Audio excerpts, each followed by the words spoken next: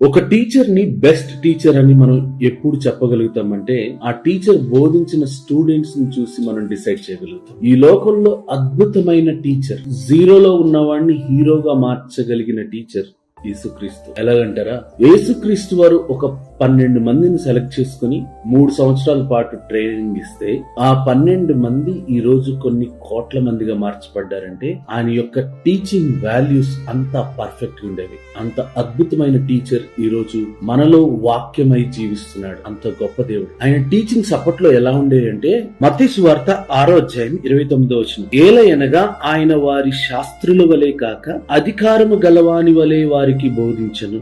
ఈ లోకంలో అనేక మంది శాస్త్రులు, బోధకులు ఉన్నారు. వారి బోధనలు స్టేజ్ మీద మైకుల్లో వినబడతాయి తప్ప వారి జీవితాల్లో కనబడవు.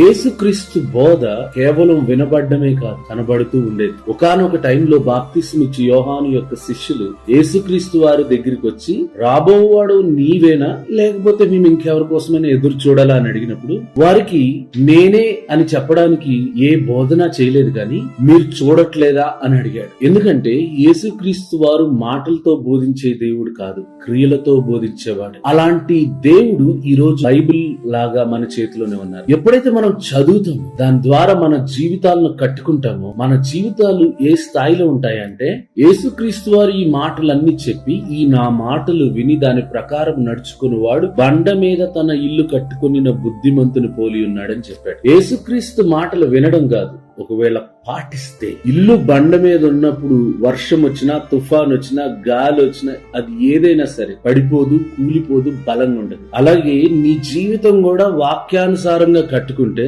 కష్టాలు వచ్చినా, శ్రమలు వచ్చినా, ఇబ్బందులు వచ్చినా, అవమానాలైనా, సమస్యలైనా, ఆర్థిక సంబంధమైన బంధకాలైనా సరే వాటినన్నిటినీ తెంచుకుంటూ గొప్పగా ఆశీర్వదించబడగలుగుతావు. అలానే 12 మంది విన్నవారు ఈ లోకాన్ని మార్చగలిగారు. ఒకవేళ నువ్వు కూడా ఆయన మాటలు విని దాని ప్రకారం నడుచుకోగలిగితే ఆ బెస్ట్ టీచర్ యొక్క క్వాలిటీస్ ని నువ్వు పొందుకుని అనేక మందికి ఆశీర్వాదంగా ఉండొచ్చు. దేవుడు మీ అందరినీ గొప్పగా ఆశీర్వదించును గాక. God bless you. Praise the lord.